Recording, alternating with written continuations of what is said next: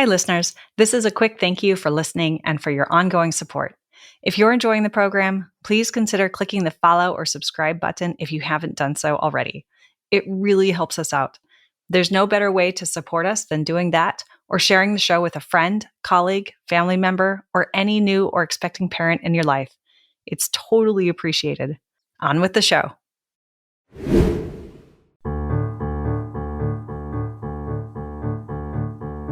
Hi, I'm Sarah Trott, and welcome to the Fourth Trimester Podcast.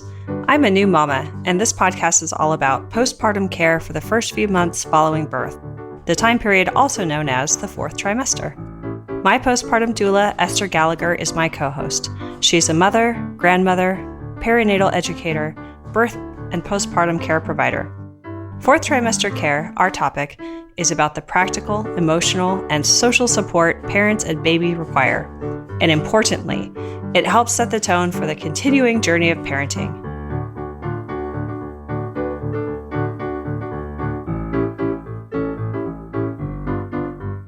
Hello and welcome to the Fourth Trimester Podcast. My name is Didi D'Errico. Your regular podcast host, Sarah Trott, asked me to host today's show and to help her flip the script a bit for this special edition of Fourth Trimester. Today's agenda, we're going to take a close look at actionable ways that you can build more reliable, more accessible, and more timely support as a new parent. Well, why? If you're anything like us, you're becoming more aware of that unnerving new parent feeling and the reality of you don't know what you don't know. So we're going to make it a little bit more relatable by talking to this topic with a group conversation today and perspectives from other parents. And finally, Sarah's going to unveil an exciting new service that she developed for parents and caregivers called HelloGaia. So before we get into today's topic of finding better support for new parents, let me introduce our thought partners, and we'll each share context on our respective fourth trimester realities. I'll start. I'll never forget arriving at my first OBGYN appointment, and I'm ready. I've got my pen and paper, and I'm ready to take notes and learn everything I need to ace this thing called motherhood. And my obstetrician stopped. She's a mother of two, and she looked at me, and she laughed. She laughed out loud. She laughed pretty hard, and she laughed for quite a good while. Gave me some pause. Like, maybe this is going to be a little bit more different than I imagined. It got serious when I found out that with my first and with my second pregnancy, that I was a high-risk pregnancy. Turns out that we have a long family history of being stubborn. My mother, myself, and both of my kids were breech presentation. And so we went through the process. My focus changed from acing motherhood to getting through delivery in a safe way for my kids. We tried external versions to get the kids in, flip them around to have their head in the right position, and they weren't budging. But luckily for me, my delivery, ended up to be scheduled C-sections, went very smoothly and everything went great. And then there was the coming home part. I was super lucky to have my mom, who is a surgical physician's assistant, there for my first trimester and my second and my third and many more after that, as well as my husband. And it was a good thing because at that time, I was leaning heavy into what to expect when you're expecting. That was my guidebook. And boy, it ran out of steam quickly after delivering. And it didn't answer questions for me that I had to juggle too, as I was thinking about not only being a new mom, but also going back to work. For example, one of my questions was, is it really okay to double pump in a moving vehicle? My boss did it. So the world got confusing quick. And there's my story to warm up the conversation. But let me also introduce someone else joining today's show, and that's Olivia Bowker. She's a high-tech customer success professional. She has 3 kids, and she's expecting her 4th as we tape this show. Nothing more timely than that. So welcome, Olivia. And maybe if you could talk a little bit about your expectations versus the reality about fourth trimester for you and your family. Absolutely. Thank you so much. I'm so excited to be here. So as Didi mentioned, I have 3 kids and I'm currently pregnant with my 4th. But I distinctly remember with my first that I had this idea that I was going to be so prepared for labor and delivery and everything. And I was drinking all the red raspberry leaf tea and I was doing squats so I could push really great. I ate 6 dates every single day. I was on top of it and I was going to have a smooth and easy delivery, which was not the case. I ended up having a C-section, which I was fully unprepared for. It was not even in my mind that that would happen. And that was a huge reality check for me, is just that no matter how much I prepared, I couldn't have accounted for that or planned for that. And then once the baby was here, another thing that I thought would come so naturally was breastfeeding. And we had some hard times at first with our latch and a tongue tie. And, it was just a huge wake-up call for me that these things that always felt like natural parts of being a woman, like delivery and breastfeeding, were actually not always within our control. And I hadn't accounted for that or planned for that, which made my fourth trimester tricky. Luckily, we got through it. We figured it out. We had a smooth breastfeeding journey from then on. And with each kid, I would say it's gotten a little bit easier. However, every single time without fail, there's still a surprise. There's still something new that new baby teaches me that I couldn't have expected or planned for. Thanks for that. I think the unexpected and also that thorny word called control. It's a big slap in the face when you realize that you have very little of that once you cross over into maternity. Exactly. So finally, if you're a return listener to this show, you already know Sarah Trott. She's a seasoned technology executive, she's an entrepreneur, and she's also a mom to 3 kids. Sarah went above and beyond where most of us go in terms of realizing that there's a gap in what she needed. And she not only tried to solve it for herself, she tried to solve it for the rest of us. And that's what this podcast is all about. So Sarah, maybe you can start by talking about why is it so hard to find support you need as a new parent? And has the situation gotten any better since you launched the podcast? Thank you for that question, Didi. Also, I want to take a moment to say thank you for helping host today and collaborating with me. I'm really happy to be here with both of you, Didi and Olivia. So thank you. But yeah, that's a really important question. You're asking about support. And simply put, what I've learned talking to so many people and through my own experiences is that people just often don't know what they don't know. Like so much prep tends to go into the birth event and getting ready for that. And also baby care. People are often really interested in learning how to care for their baby, which is absolutely appropriate and necessary. But what tends to happen is that very little goes into care for the new parents and what life is really like at home with a new baby. And it's so common. Women and families tell me all the time, they wish they'd known XYZ about how they could have been better prepared. And there's those questions that you hear like, why didn't anyone tell me about whatever it is? And the truth is the experience of postpartum is really vast and different for each individual. And it's also different culturally. And it's a lot that you could potentially cover. So I don't know that it's possible to know everything, just to set that expectation.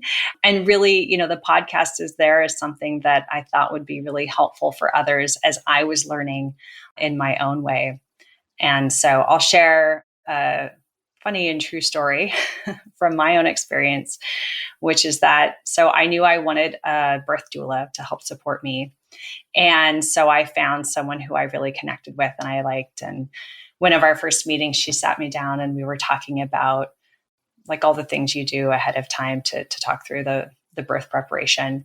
And she asked me, so what are you thinking for your postpartum? And I looked at her and said, well, my husband has a few weeks off. And that was my plan. So I hadn't really done a lot of preparation or thinking about what the practical reality of life was like at home with a new baby. And I thank my lucky stars for having the doula that I had because she was also a postpartum doula. And if anyone doesn't know what that word doula is or what I'm even talking about, we have talked about it at length on this program, and we have episodes dedicated to that, so we can link to those in the notes for anyone who wants to learn more. But doulas are non-medical professionals who are there to support women and families through the birth and then the number of weeks post-birth with practical support, social emotional support, and really they're there to help point you in the right direction if you need certain additional resources. So I ended up saying yes to getting postpartum support, and thank goodness I did. It was very helpful in so many ways. And Esther Gallagher was my postpartum doula, and she's the one who has been a co-host for many years on this program with me. And so, yeah, The different types of support that exist are things that we've talked about a lot on this program. We bring in OBGYNs and other professionals with credentials to talk about different topics and be the experts for us. We do know there are real challenges. So in some ways, the situation has gotten worse with issues ranging from having access to support or just really not having any support for whatever reason, to the inverse with lots and lots of access to information on the internet. So it can feel like an absolute deluge with tons of information competing for your attention. And one of the things that I would highlight if anyone is going through pregnancy and birth for the first time, something shared extensively on a number of programs, but highlighted recently by Dr. Melissa Dennis, who's an OBGYN on the show. She talks about the standard of care in the 6-week gap is what it's known as, which means that for 98% of births that happen in the hospital in the US, a typical experience looks like a night or two in the hospital. And then 6 weeks will go by before you're seen again to assess the birthing person or the mom. And that's a long time. It's a really tender time of bonding for the mom and the parent and the baby. And there's also a time of physical recovery and hormonal shifts. And often what people report is feeling pretty isolated. That gap is a real opportunity to step in and have different kinds of resource and care around you. And I would encourage people to really think about how they want that experience to look and to feel like.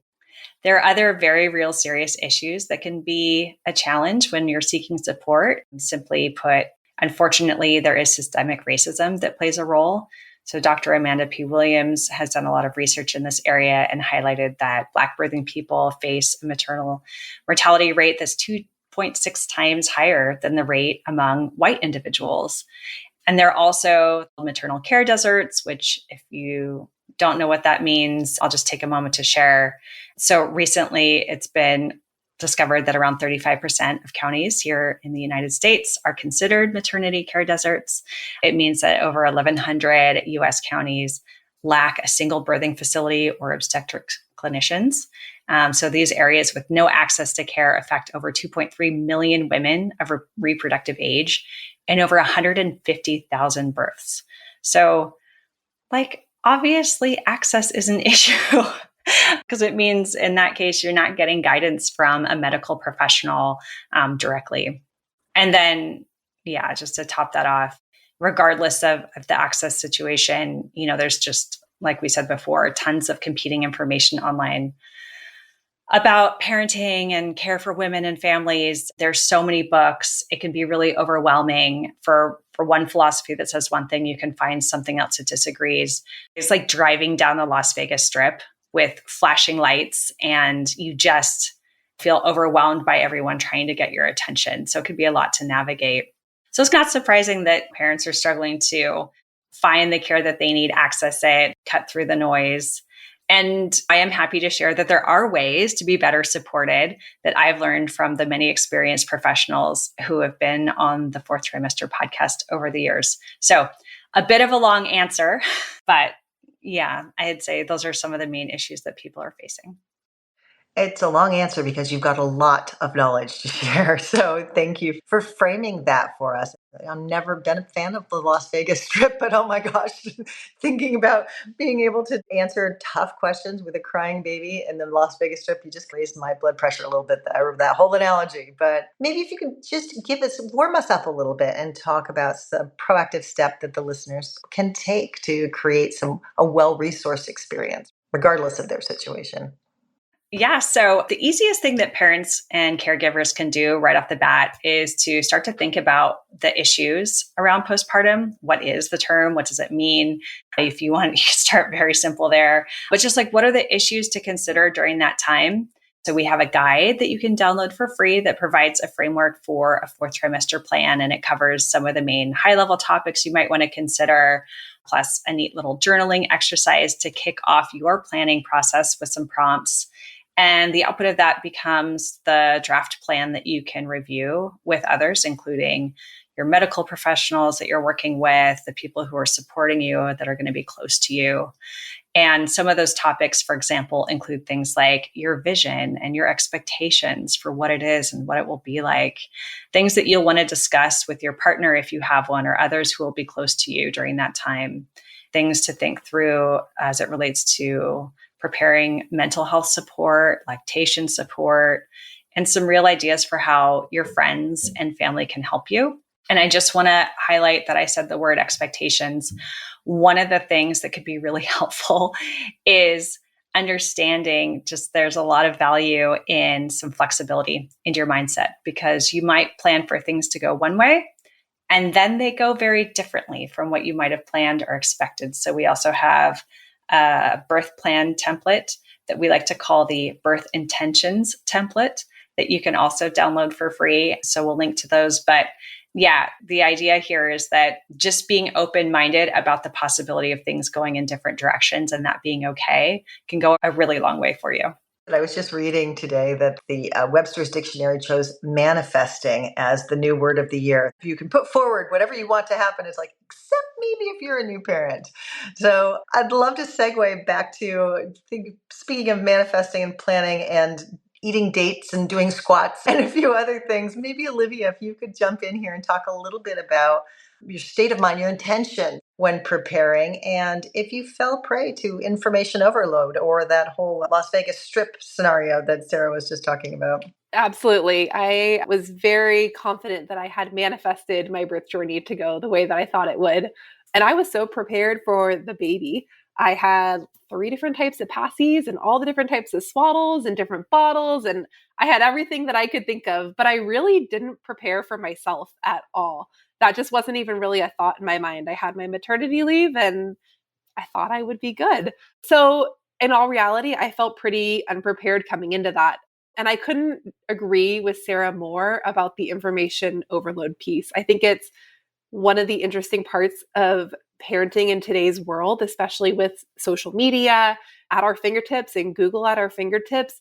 There is so much information out there. I specifically remember I talked about our breastfeeding journey a little bit.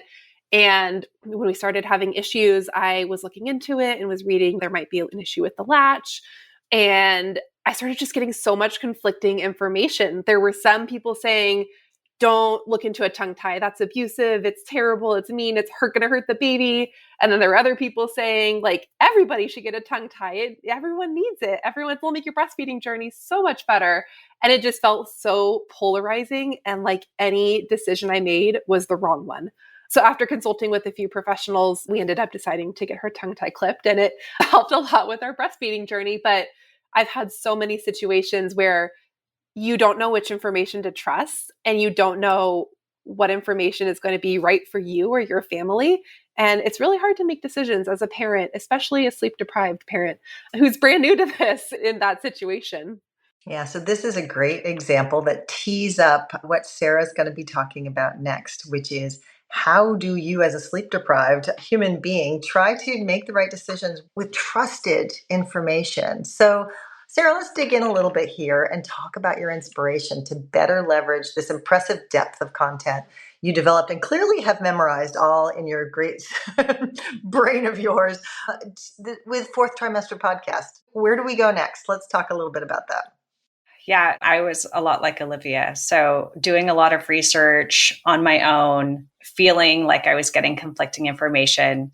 And I really sought out a lot of people to support me. So challenges with baby sleep. I found someone who had their PhD, who was a pediatric sleep consultant, who I really aligned with in terms of philosophy and relied on her to give me and my family the guidance I needed. And I was just so astounded being in the middle of the 4th trimester with how much prep I'd done on the birth, a little bit of baby care, and so little on postpartum and recovery. I could take some time to research and work with professionals who could give me the guidance that I was lacking. And so I just realized recording these conversations with experienced professionals was really helpful for me as I went along in my own journey.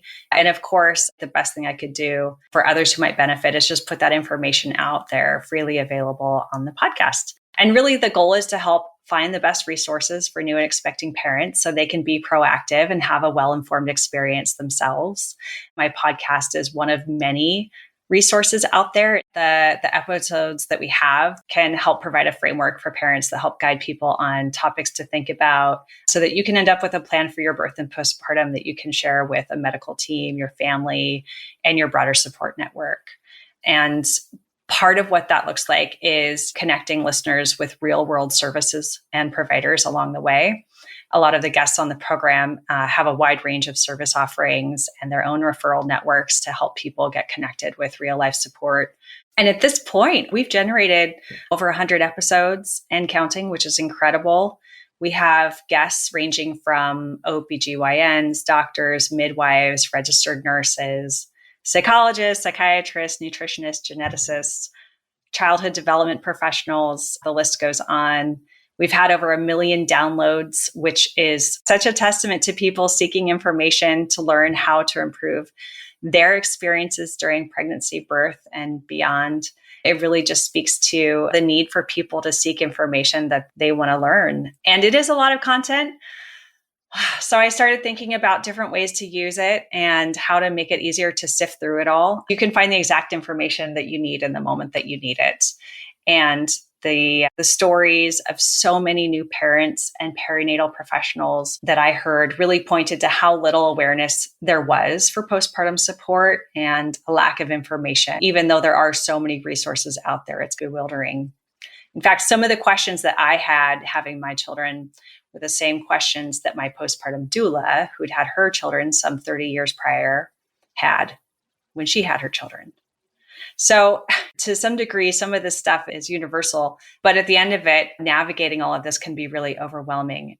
And so one opportunity I identified was to create a new way to filter that information and to make it easier to navigate and find. And so that's why I created HelloGaia. So HelloGaia is a response to what we continue to hear from parents and caregivers, that there just needs to be a better way to find trustworthy information quickly and have it communicated appropriately and with care. Awesome. Okay, so it begs the question, what is exactly HelloGaia and how does it work? Yeah, so I've been describing HelloGaia as a virtual parenting assistant or parenting Copilot, if you will. And what it is an AI-based on-demand guide powered by the knowledge of the many birth and postpartum and parenting professionals who have been on fourth trimester, and by other trusted sources that we've curated, including sources like Postpartum Support International, the American College of Obstetrics and Gynecologists, the American Academy of Pediatrics, the Centers for Disease Control and Prevention, the American Urogynecological Society, the Society for Maternal Fetal Medicine, Black Women Birthing Justice, La Leche League. So sites and resources that are reputable and considered authorities in their area. And so one of the neat things about HelloGaia is that it's available 24/7. The information is coming from highly experienced professionals who align with our values, which are prioritizing self-care for parents and developmentally appropriate baby-friendly practices. And if you want to try it out, I would encourage you to go online. It's HelloGaia.ai. So it's HelloGaia.ai.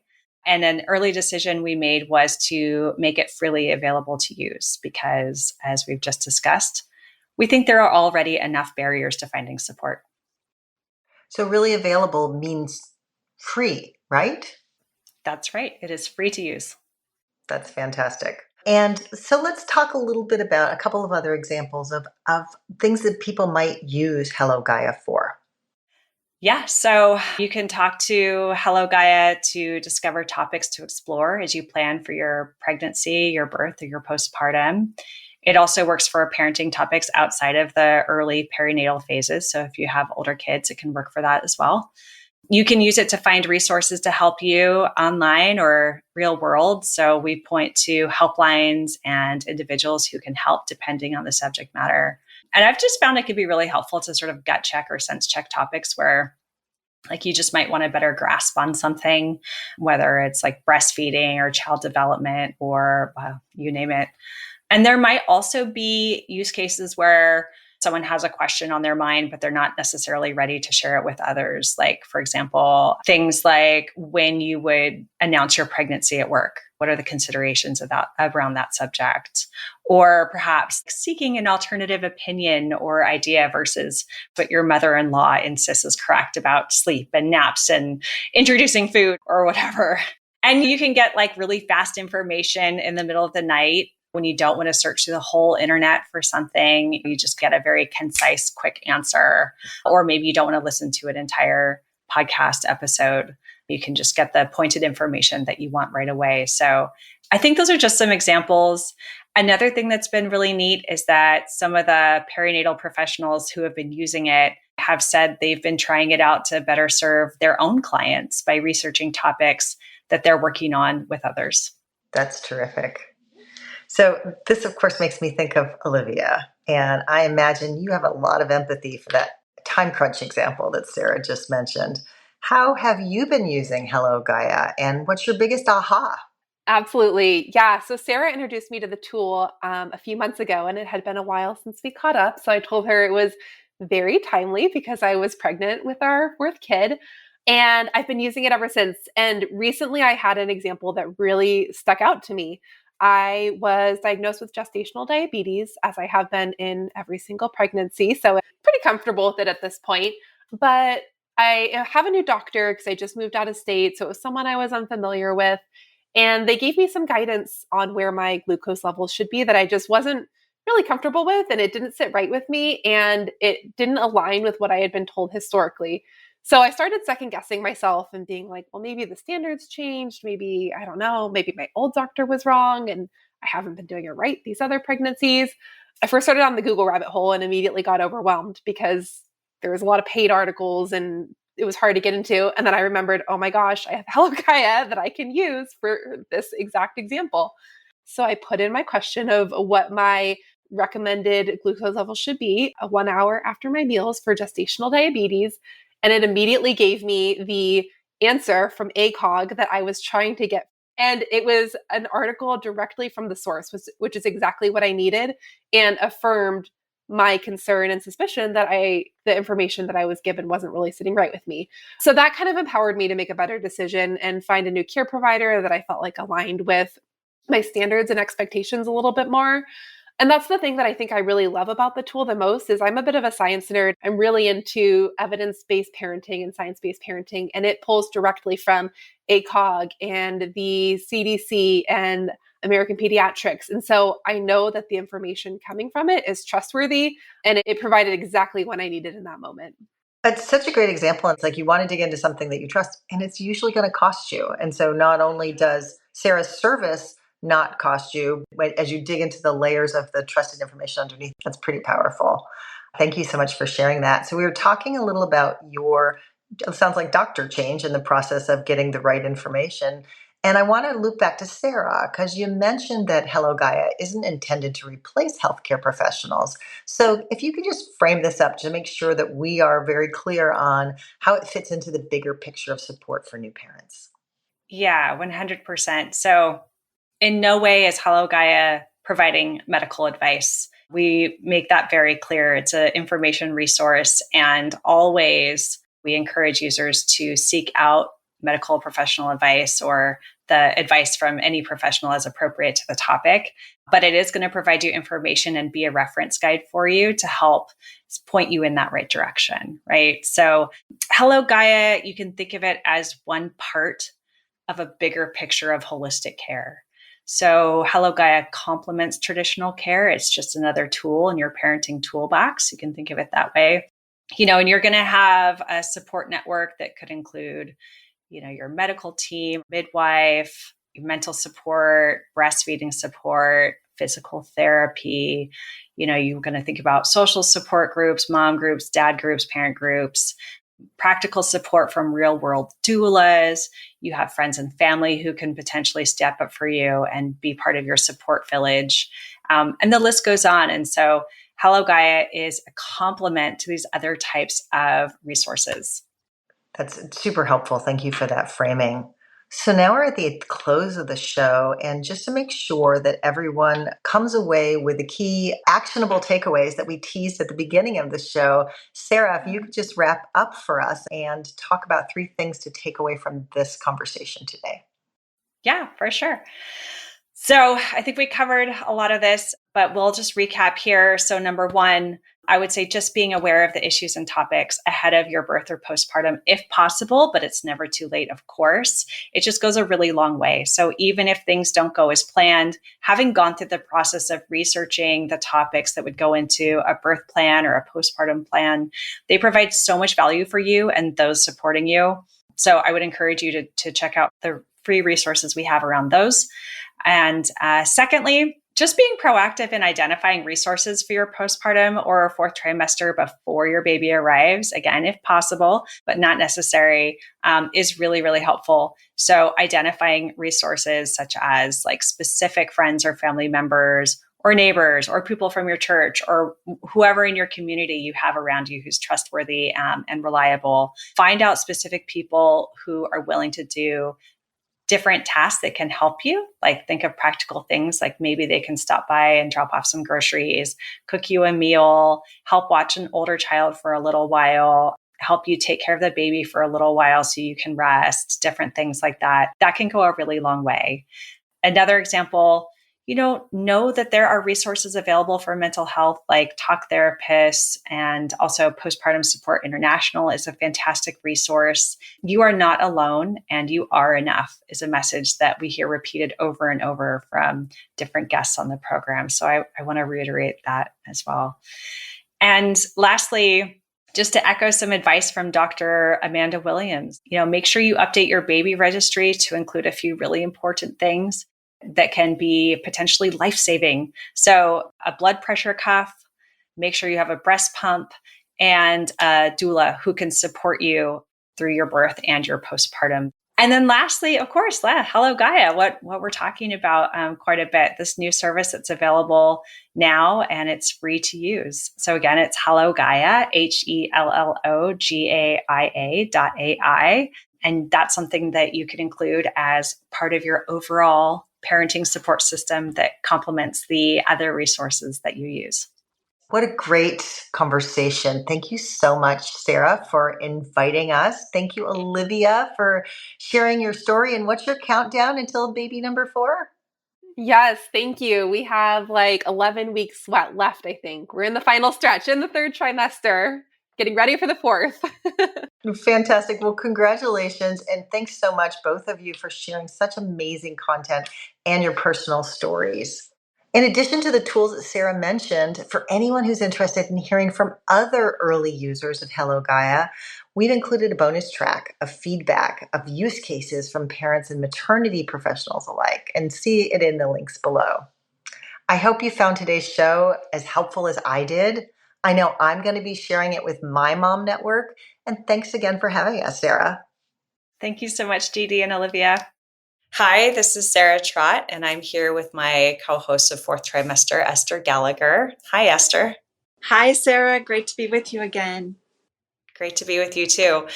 We're recording a review of a new service that I put together called HelloGaia for parents. You can think of it as a parenting Copilot or a virtual parenting assistant.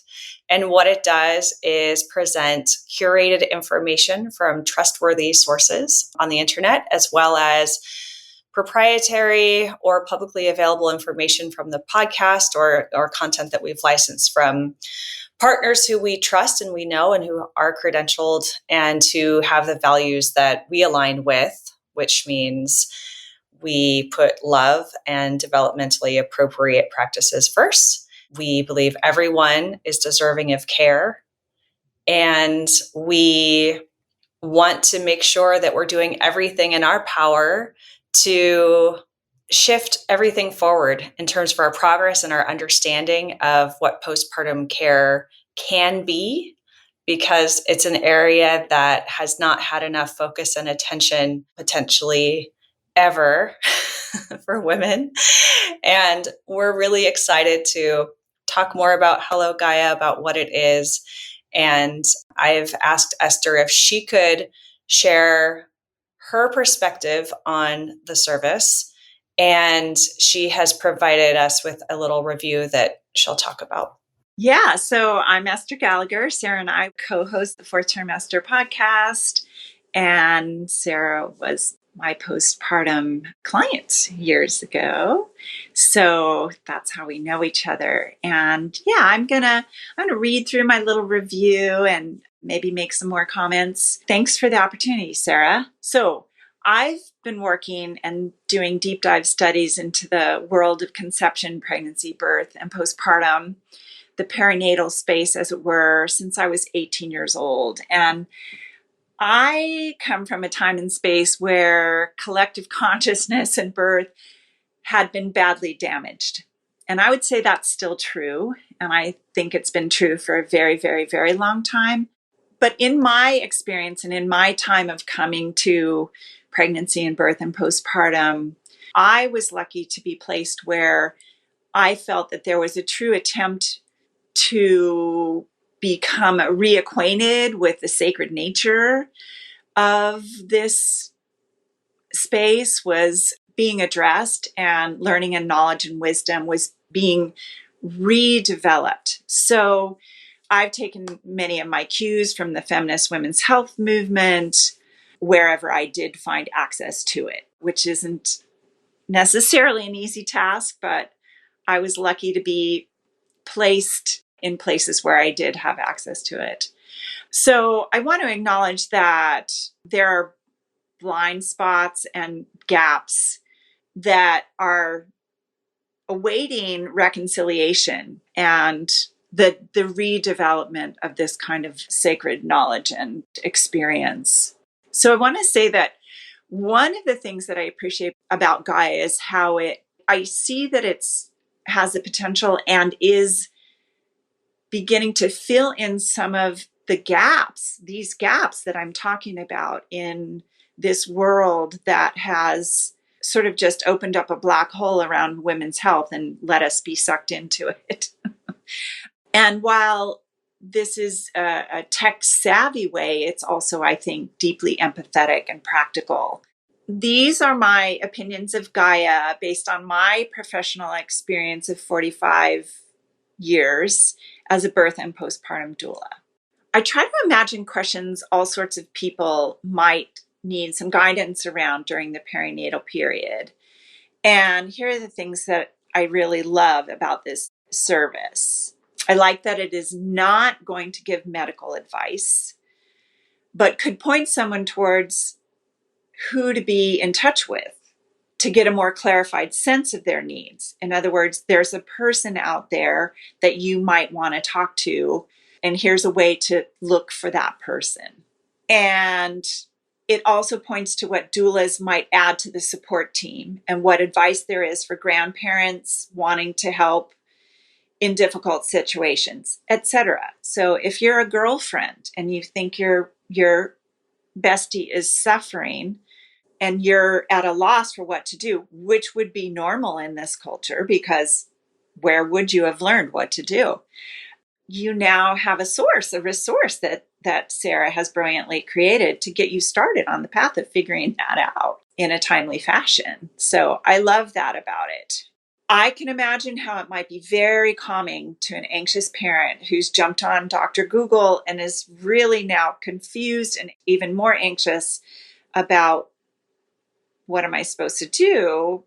I'm not sure what's going on with this baby, but now is having a more curated, less diffuse and confusing experience because this program has been able to narrow down what we're talking about in a sane way. Again, helping you orient towards getting support without giving medical advice. I can imagine how useful it could be to a single parent living in a remote location or living remote from supportive services in the middle of the night, trying to figure out what to do, if anything, about a newborn's crying. It's some of the most distressing moments of parenthood, believe it or not. And until you're there with a screaming baby, you don't know how distressing that can be. And I think one of the things that I think is critical and absolutely necessary in our culture, given the way we do things, that a parent who's experiencing disturbing thoughts and feelings while pregnant and postpartum has a place to go to start to consider what kind of support they're looking for and who to get it from. So I could go on imagining many scenarios about the perinatal space and how this offering might be useful and supportive. But it's really my wish for the culture and for anyone experiencing parenthood that we become a more compassionate and skillful, supportive culture around this. And I think this technology takes a bold and loving step in that direction. And the fact that it can develop over time is brilliant. And I can imagine how useful it will become in helping all of us overcome bias and the neglect built into our culture that can then help us really become a culture of care. And I think especially now in terms of the kind of care needed by women and especially people of color, I really look forward to seeing how Gaia is developing in that realm. And I recommend that you give it a spin whenever you have a question or just to find some stuff out, because we could all do well to have more compassion for, interest in, and skills around this profound transition that parents are going to have to go through and are going through every single day in the millions and could use support around. So thanks. Thank you, Esther. You've been working in this space for such a long time and handling real world situations as they come up in the moment, as they relate to supporting women and families and their perinatal period. And so your words mean a lot. Your decades of experience really speak to the authority that you have for a service like HelloGaia. And so I'll just take a moment to follow up what you said about recommending others try it. So the way to access it is to go to HelloGaia.ai. It's a free service to use. Please tell your friends about it. Give it a shot. And we welcome your feedback always. This is a technology service that will be aiming to be ever improving, of course. And we're really excited to hear what you think. And Esther, again, I really appreciate you and your contribution to the Fourth Trimester Podcast and the content that supports that and your perspectives. And if there are any last words you'd like to say, I invite you to do so. Oh, well, I just, viva la revolution. I think every little effort that we make individually and collectively in the realm of supporting women across the world and anyone who's a birth giver and or a parent is an important and worthy endeavor. So thanks, Sarah, for being so brilliant on the day that you decided we would make a podcast. That was, I think, a huge step. And this direction that you've gone into is brilliant. And I'm very grateful to you for it. Thank you, Esther. Okay, so that's what we wanted to share with you. I really appreciate you listening to Esther's review of HelloGaia, the service for parents and caregivers and families, and frankly, every human on the planet. And give it a shot if you want trustworthy information that's curated and is going to point you in the direction of care and support and self-care, as well as care for your family. Thank you so much, and we'll see you next time. You can subscribe to this podcast in order to hear more from us. Thank you for listening, everyone, and I hope you'll join us next time on the Fourth Trimester. The theme music on this podcast was created by Sean Trott. Hear more at soundcloud.com/Sean Trott. Special thanks to my true loves, my husband Ben, daughter Penelope, and baby girl Evelyn. Don't forget to share the Fourth Trimester Podcast with any new and expecting parents. I'm Sarah Trott. Goodbye for now.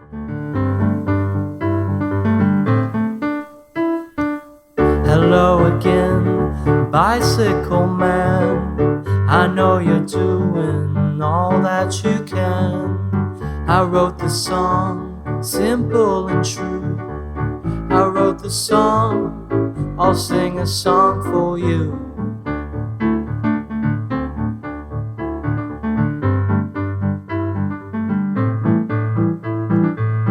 You got your wheels, you got your gears. You ride around town without any fear. You got your pedals, you got your brakes. You always wear your helmet for safety's sake.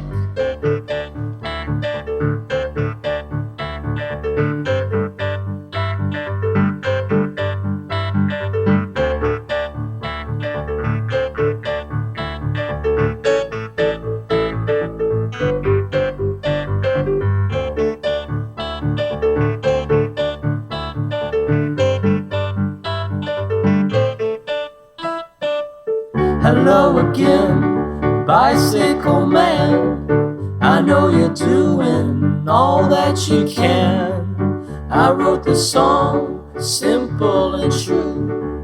I wrote the song, I sing a song for you.